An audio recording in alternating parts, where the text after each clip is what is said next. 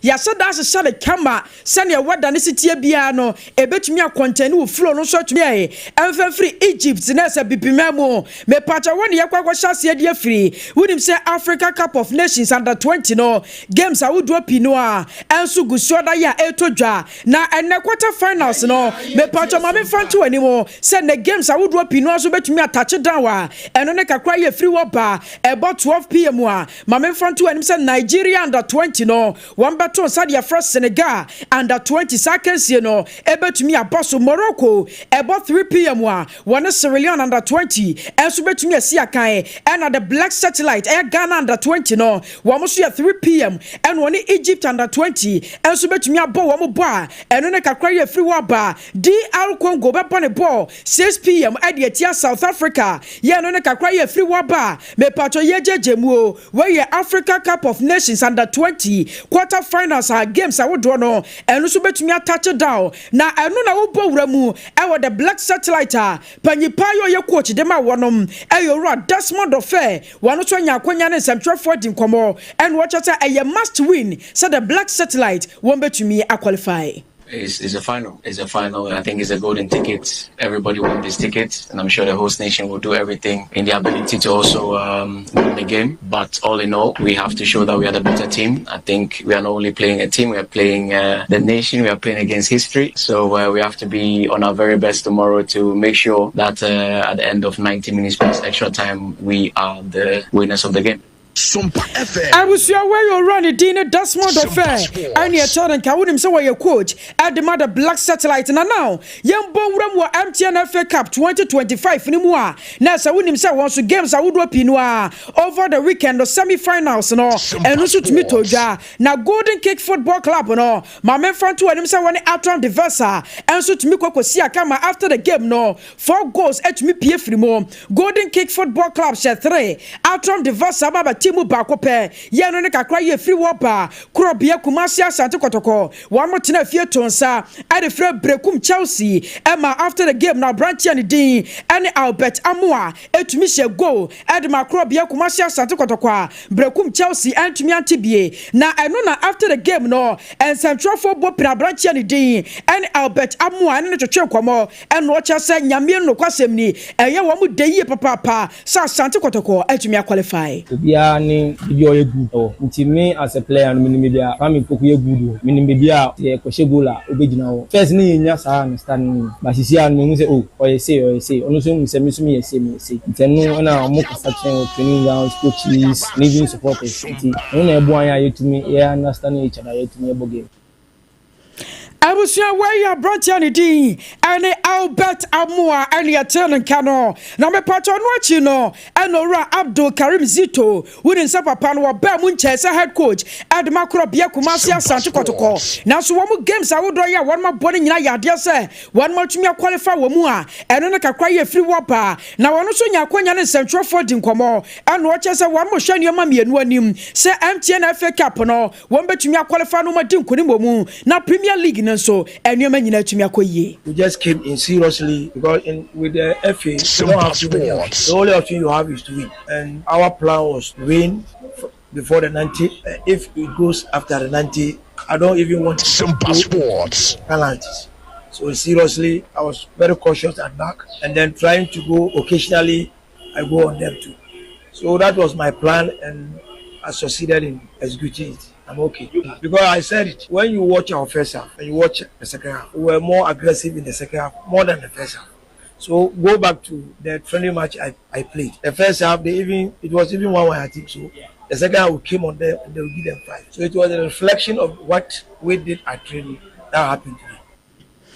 I was your way your Abdul Karim Zito and I'm a patria turning Kayana watch them wo such training in the Yamian no Quasemni and you're much me kwa ye pardon my one no can whoopie and my woman to me dink kunimo and it's ya brekum Chelsea now I'm watching a penny part about Chiramosa who shamo pano one more ranimu said the Ghana Premier League no and kunim die ebetumayo mudia both at the FA and the league. I said the league is not over until it's over. You understand? But the FA we have only one option. The option there is to win.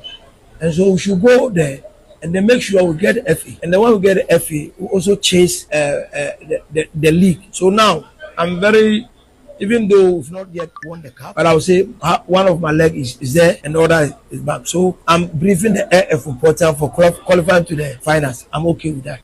Sompa Sports.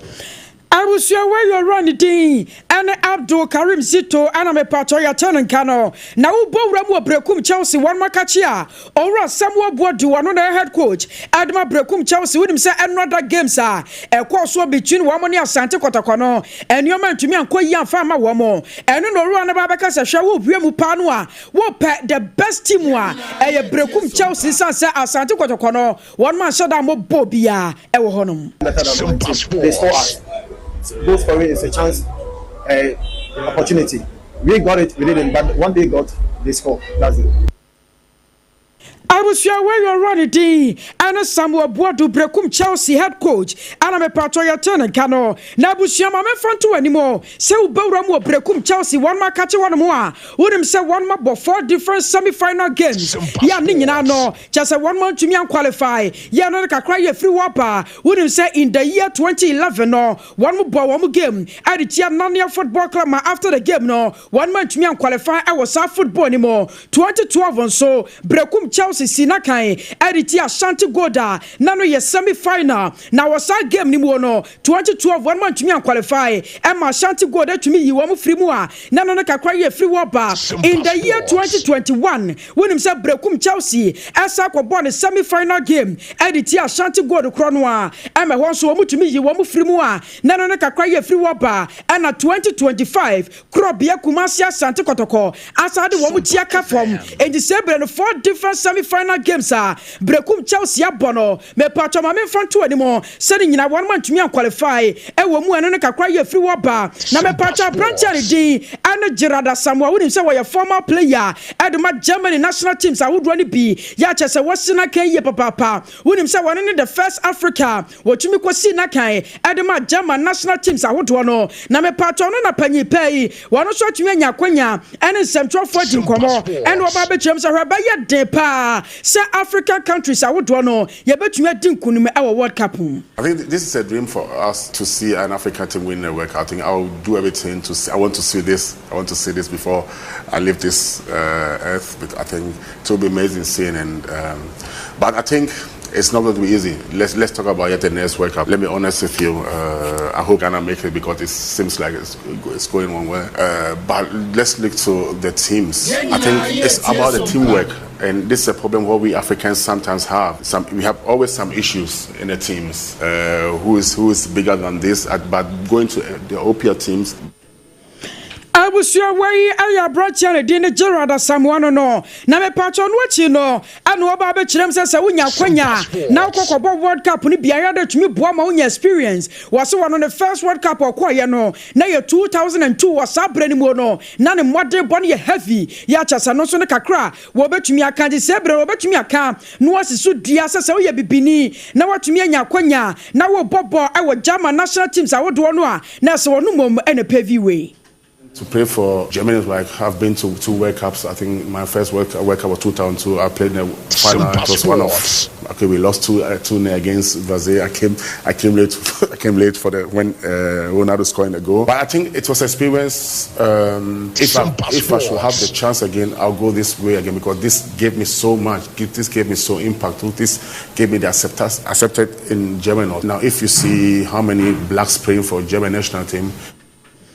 I was your way I brought you and dinner Gerard someone I'm a patron what you know. And no Baba Chem son no kwasam pan some rebia chamwa wa bawa my Ghana mu so Baba Sinakai at Yamada Blasters of Ghana no was in an initial town of Bako for just an hour Yamaso Sansa we shamwa a better few minutes I'm a game no pasuano na line up ground squad Mkoko Bono na nyadia sa mudi at me pija. Play for the Black Star. I remember 98 with Otoado. So we came and Ghana knew Germany is after me. So I decided no, I'm coming to Ghana. I want to play for Ghana. So I came and I think my performance was okay at the training session. And before the game, I remember, just imagine, if you live in Germany, I was German, let me say 10, 15 years. I came back and then you are used to how things works. And then I've been in Ghana for a week. And before the game, after two hours for the game, we didn't even know who is in the squad. And then I remember I went with Otoado to I was your way I brought your Gerard or someone me patcho your turning cano. Now the Atienne, wo program La Liga Women Football Development in Mua. Me patcho my front to him says summon a beer to me akoso. Yacha and no anya some ketuamakra. Now I know Naka will be I'm a sports writer association of Ghana. Ye Chantian can say swag no. One vice president wa Bapa Evelyn in Siasari. Wanya Kwanya dia tuja and watches over a ma football no and Kakraka Guswada ya a developer. Now was a Akosua Kone3 Sansa Kwasisa one benya dia one motion no enya dia woman so ebe paba. In it for 25 years. Even though you not see the quick money as the politicians used to see. When you enter into politics, within 4 years you are somebody in somewhere. In football, that isn't the case. In women's football, that isn't the case. I mean, you can pick a lady, groom the lady from JHS up to SS, to the time that the person will enter into the elite football.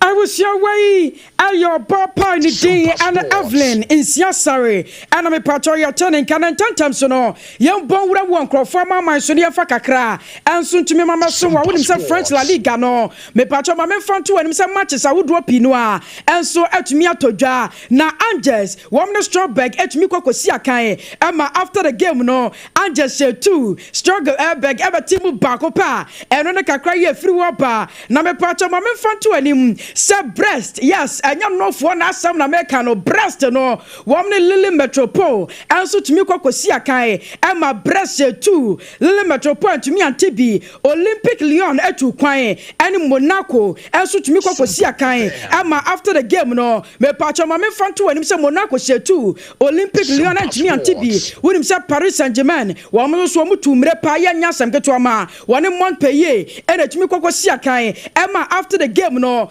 Paris Saint-Germain chef 4 Montpellier eba be team bako pa eno ne kakra ye free wapa na me patcho wo bowram wo league table no so a ma me fanto anim se sere hu sensem enso sitie Paris Saint-Germain edikan wo 81 points Olympic Marseille one motoso mienu wo 62 points AS Monaco me patcho ma me fanto animo se wo motoso miensa wo 61 points OJC Nice no wo motoso 9 me patcho ma me fanto animo se wo 57 points eno ne kakra ye free wapa wo bowra mo Italian Serie A ni mu a wonim se AC Milan and Rada one Bologna enso timi si one makama after the game no AC Milan se 3 Bologna baba timu bako pe ye ne kakra ye free wapa Empoli and Las Palmas enso timi si one makai Emma Empoli se 2 Las Palmas be timu bako Udinese and Monza enso after the game no mame fanto anymore se 3 goals to me pia free mu baya Udinese etna fie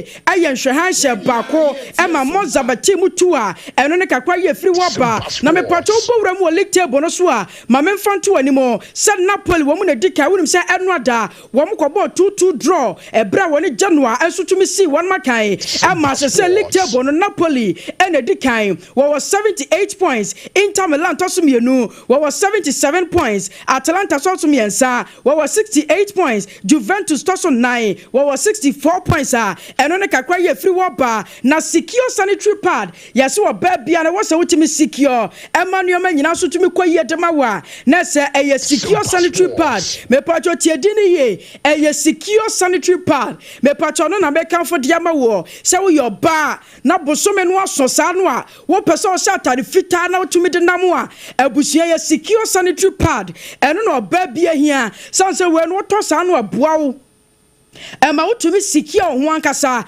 chese wo your bemu a na chese wo de nam wo feel confident wo confidence level no enwoma nyina tumi koye dema ho sanse secure sanitary pad and na wo didi ujuma na me pacho we no ye wo tenten and ye watenten pa etiem fa woni se de flow no sitie na be fa ha enya de be frato de biara da enka bone ma ho rashes ma ho enti aboa wo ba bia bra wo bu nsa me pacho bomodia na bowura mu e wo lead leading shops ahodoɔ mu wɔkɔ a wɔn nsa nso betumi aka bia ɛno ne kakra ya mepato ye jeje mu ɛso tumi di ama wo na no pɛyi na nneɛma nyina tumi akɔ yie wonim sɛ no nwɔtwe no abɔ ya fa kyɛ sɛ minute no ba sɛ 9 ɛde afiri so nti yɛkɔ victory charismatic chapel ɛwɔ na Pastor Frank wɔwɔ ya kyɛ sɛ wɔdi ne dwuma awurade asɛm no de papa no boa kyɛ sɛ menkɔ hɔ wɔde awurade asɛm no bɛgugu fam sɛ nsuo ɛnso tumi di ama ma wanka sɛ wabrabɔ no nneɛma tumi atenetene di ama wonim sɛ menu a yɛsim no sɛ ne nneɛma sibi ka kɔ no hia awurade so wɔbɛtumi atenetene wakwan ɛnso tumi di ama ntimi patɔ yɛ sɔ no nkonya so ne yɛ ne victory charismatic chapel Pastor Frank ɛnso adi nkɔmɔ